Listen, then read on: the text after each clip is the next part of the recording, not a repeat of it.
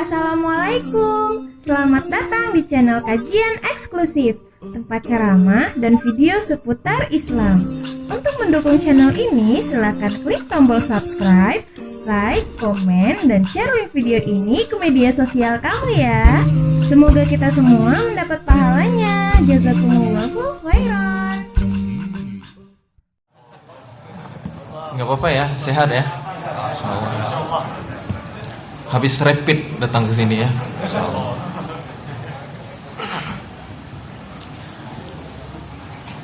Assalamualaikum warahmatullahi wabarakatuh. Alhamdulillah wa kafa, wassalatu wassalamu ala rasulillahil mustafa wa ala alihi wa sahbihi wa mal wafa. Subhanaka la ilma lana illa ma 'allamtana innaka antal alimul hakim. Rabbi syrah li sadri wa yassir li amri wahlul 'uqdatam min lisani yafqahu qawli. Qala Allah Ta'ala fil Qur'anil Karim, A'udzu billahi minasy syaithanir rajim. Wa ma umiru illa liya'budullaha mukhlishina lahud-din حنفاء ويقيموا الصلاة ويؤتوا الزكاة وذلك دين القيمة. Alhamdulillah, puji syukur kita panjatkan kepada Allah. Malam hari ini Allah kumpulkan kita di rumahnya. Intidharus shalah ba'da shalah.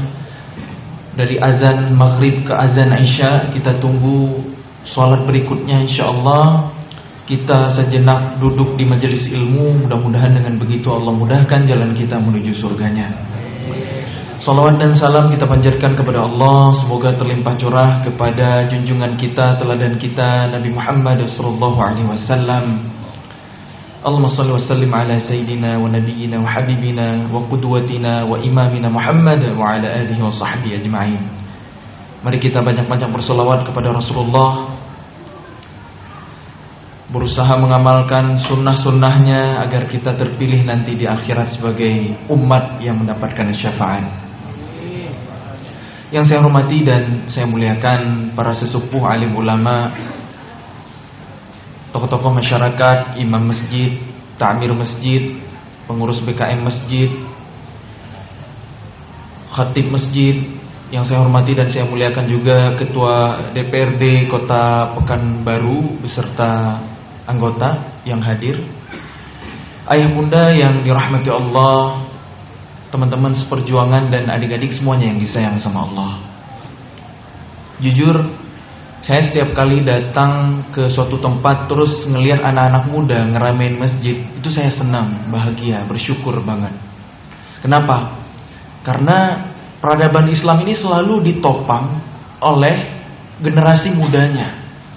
Boleh cek, bahkan ad-dinullah hanifan muslimah ya. Inna ad-dina 'indallahi al-Islam. Jadi wa nahnu lahu muslimun, kata para nabi. Agama para nabi dari Nabi Adam sampai kita umat Nabi Muhammad sampai hari kiamat, satu-satunya agama yang diridhai Allah itu kan Islam ya. Jadi Islam ini selalu diperjuangkan kalimat tauhid la ilaha illallah oleh generasi mudanya. Lebih sering didakwahkan, diperjuangkan oleh anak-anak muda. Coba buka Al-Quran, bertebaran kisah-kisah Allah hadirkan. Komposisinya itu sepertiga dari Al-Quran, untuk kita ambil ibrah, untuk kita ambil pelajaran. Laqad kana fi qasasihim ibratun liulil albab. Sungguh pada kisah-kisah mereka terdapat ibrah bagi orang-orang yang memahami. Ibrah itu artinya menyeberang. Mu'bir artinya jembatan, agar kita terhubung ke masa lalu, kita ambil pelajaran untuk hari ini dan masa depan.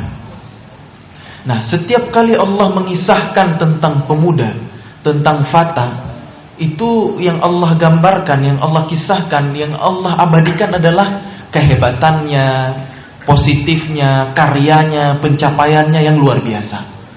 Ada kisah Nabi Ibrahim alaihissalam. Allah berfirman dalam surah Al-Anbiya, qalu sami'na fatan yadhkuruhum yuqalu lahu Ibrahim. Suatu kaum berkata, kami mendengar ada seorang anak muda, fata, disebutkan namanya Ibrahim. Ayat ini mengawali kisah Nabi Ibrahim ketika berusia fata, pemuda. Nabiullah Ibrahim kita tahu ya, Khalilullah gelarnya, kekasih Allah, simbol tauhid, lulus ujian dari Allah semuanya. Wa idz batala Ibrahim rabbuhu bikalimatin fa'atammahun. Sehingga Allah muliakan Nabi Ibrahim dan anak cucu keturunannya, banyak yang Allah akan menjadi nabi. Allah beri amanah di muka bumi ini. Nah, kita lihat Nabi Ibrahim alaihissalam ketika berusia muda, hasil pencarian panjang menuju Rabb-Nya. Bisa teman-teman tadaburi, kisahnya ada di surah Al-An'am. Nabi Ibrahim muda bukan hanya memiliki iman yang luar biasa, akidah yang kuat, tauhid yang kokoh, tapi kegelisahan Nabi Ibrahim yang berusia muda adalah masyarakatnya, kaumnya, umatnya. Jadi anak muda yang hebat itu bukan hanya mikirin diri sendiri, saya gimana caranya sukses, gimana caranya bisa mapan, punya mobil sendiri, punya rumah sendiri, punya istri sendiri, masa istri tetangga gitu ya. Bukan hanya mikirin diri sendiri, tapi ketika memikirkan masyarakatnya. Nabi Ibrahim yang punya iman luar biasa, waktu itu berusia muda, memikirkan masyarakatnya yang masih berbuat kesyirikan, yang masih menyembah berhala, menyembah patung yang dibuat oleh ayahnya sendiri, Azar. Kemudian apa yang dilakukan oleh Nabi Ibrahim? Dengan menggunakan kapaknya, dihancurkan berhala-berhala, patung-patung semuanya di malam hari saat orang-orang tertidur. Tahu kisahnya ya? Dengan kesadaran penuh, dengan resiko yang sangat tinggi, dan terbukti pada akhirnya Nabi Ibrahim dibakar ke dalam api. Tapi keajaiban Allah terjadi. Allah berfirman, "Qulna ya naru kuni bardan wa salaman ala Ibrahim."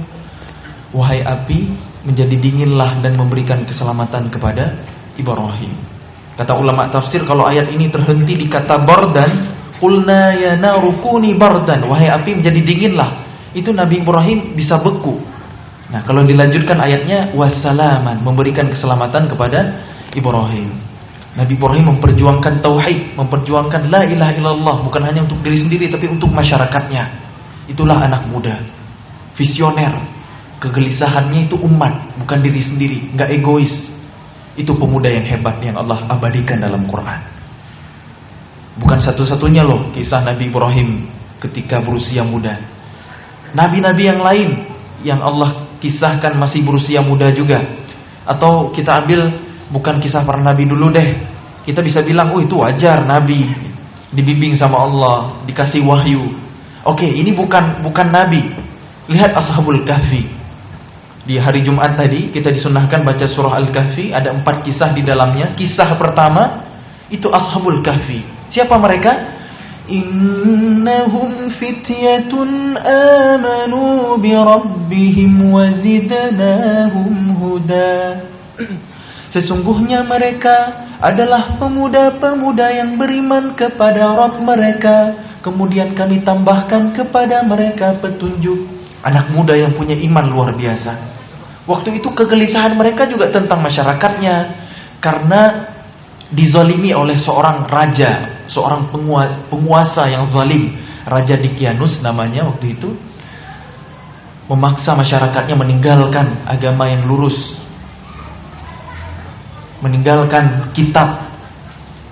Saat mereka berusaha berdakwah, menghadirkan solusi, gak ada lagi pilihan, gak ada jalan keluar, akhirnya mereka menyelamatkan diri, mengasingkan diri ke dalam gua. Keajaiban Allah kembali terjadi. Allah tidurkan mereka 300 ditambah 9 tahun sampai zaman berganti. Itulah anak muda yang hebat luar biasa. Allah abadikan kisahnya. Lihat kisah yang lain, masih tentang fata. Tadi Ashabul Kahfi, innahum fityatun fata. Fata itu pemuda. Nabiullah Yusuf alaihissalam ketika berusia muda, wa qala niswatun fil madinati imra'atul aziz turawidu fataha an nafsi, al-ayah. Ketika perempuan-perempuan di kota Mesir membicarakan istri Al-Aziz, istri raja yang berupaya merayu, menggoda pemudanya, fataha atau pelayannya.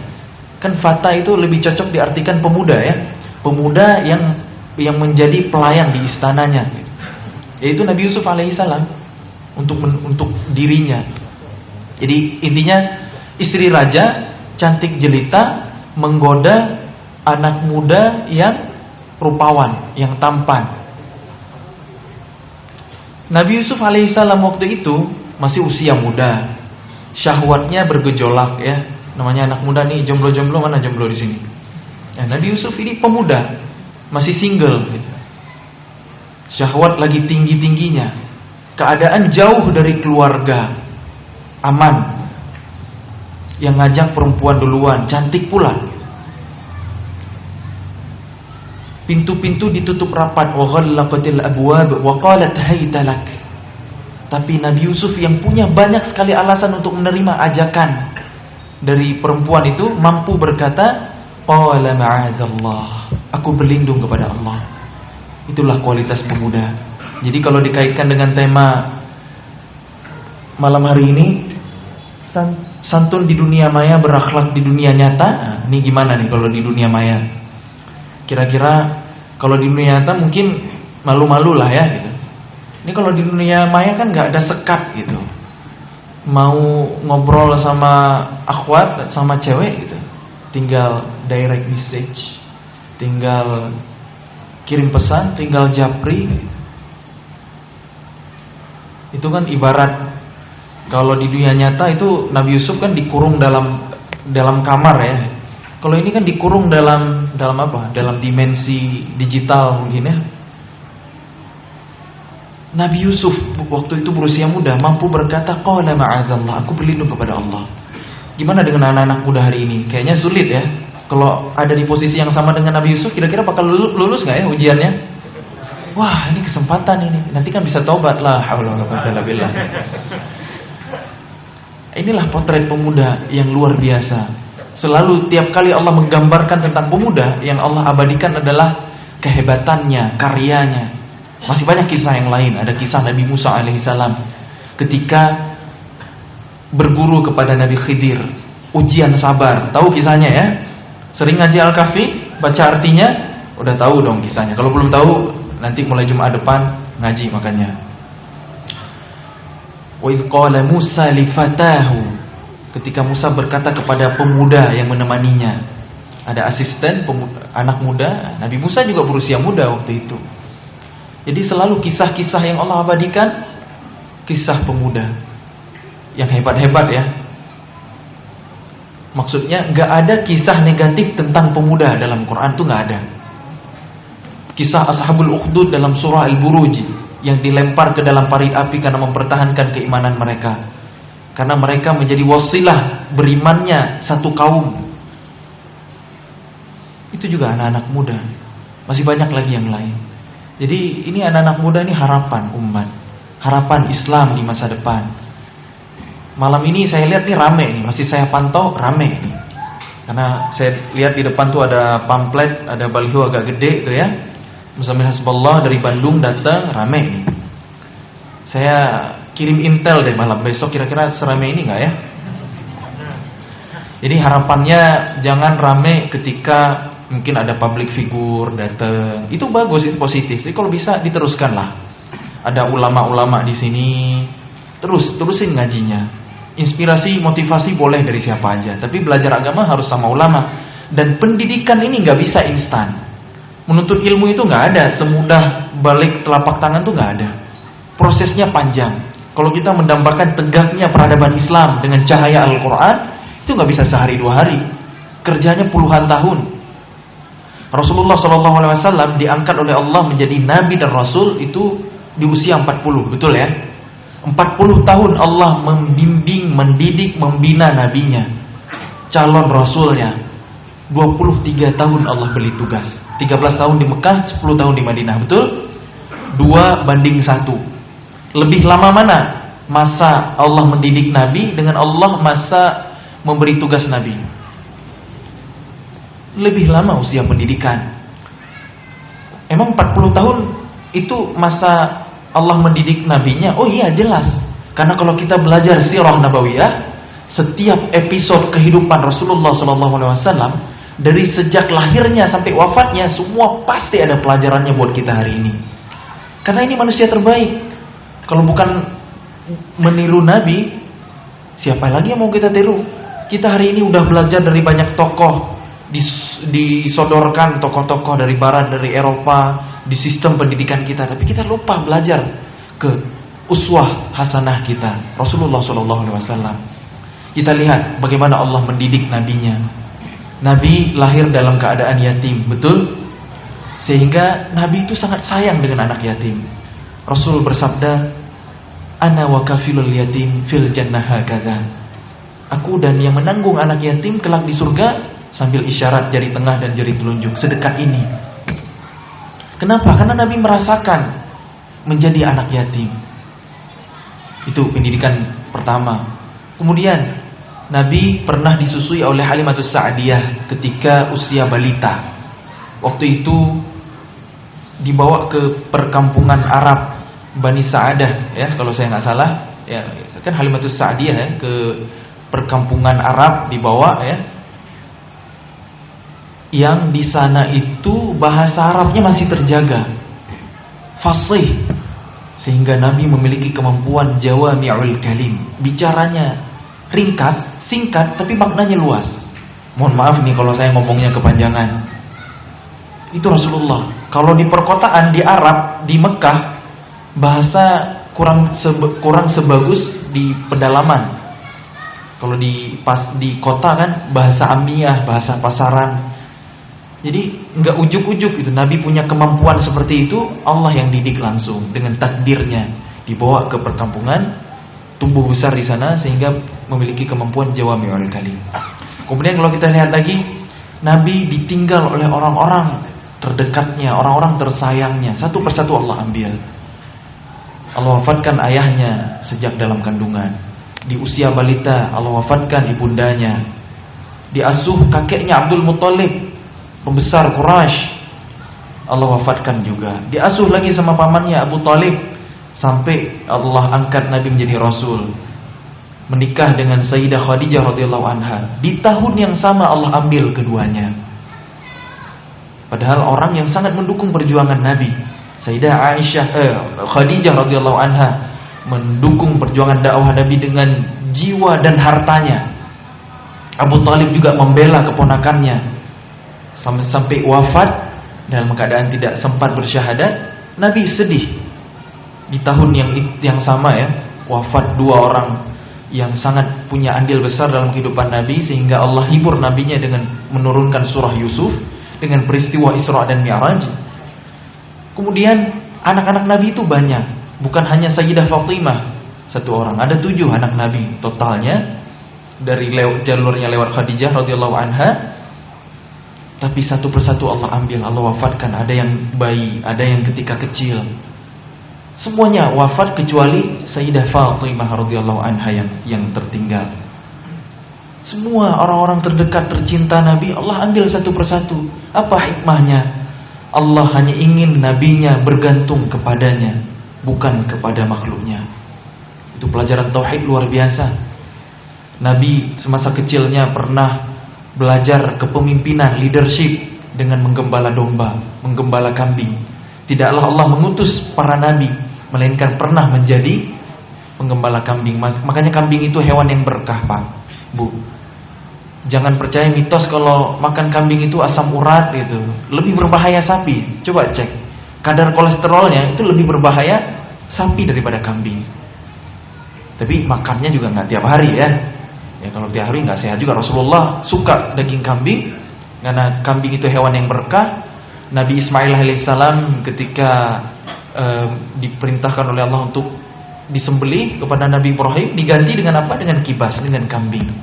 Jadi kambing itu hewan yang berkah. Ghanam, ya. Para nabi dan rasul kebanyakan menggembala kambing untuk belajar kepemimpinan, belajar kesabaran, termasuk Rasulullah SAW. Kemudian pernah belajar berdagang, belajar entrepreneurship dengan ikut pamannya sampai ke negeri Syam. Itu bukan kebetulan. Membangun reputasinya sampai dapat gelar Al-Amin yang paling bisa dipercaya. Tapi ketika Allah angkat menjadi Rasul, masih ada juga yang nggak mau beriman. Apalagi kalau biasa-biasa. Jadi Rasulullah persiapkan dari nasab terbaik, kemampuan terbaik, kecerdasan terbaik, semuanya yang terbaik berkumpul di nabinya. Baru di usia 40 Allah beri tugas, 13 tahun di Mekah, 10 tahun di Madinah. Rasulullah SAW mendidik para sahabatnya dengan panduan Al-Quran, dipandu oleh wahyu. Para sahabat dididik oleh manusia terbaik sehingga menjadi pribadi-pribadi yang hebat luar biasa. Kebanyakan yang menerima seruan dakwah Rasulullah itu adalah anak-anak muda. Jarang sekali yang mau beriman itu orang-orang tua, bisa dihitung dengan jari.